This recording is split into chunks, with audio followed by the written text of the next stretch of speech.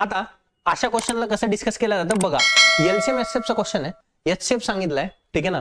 म्हणजे एचसीएफ एवढ्या मोठ्या नंबरचा जर एचसीएफ काढायचा असला तर पेपरला घरी घेऊन यावं लागेल आणि मग सोडवावं लागेल. मग याला काय करता येईल तर राजांनो, पहिली अशी गोष्ट याला बघा असं की एकतर 3888 3969 यांच्यातला डिफरन्स तर बघितला. 9 मधून 1 गेलं, 9 मधून 8 गेलं 1, 16 मधून 8 गेलं 8, 9तून 9 गेलं 0 आणि 0 81.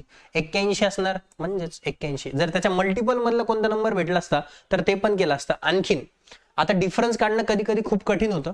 मग याला आणखीन एक वेळ सांगतो काय करायचं. तर असा नंबर बघा जो की दोन्ही संख्यांना डिव्हिजिबल असेल, 1 2 3 4 5 6 7 8 9.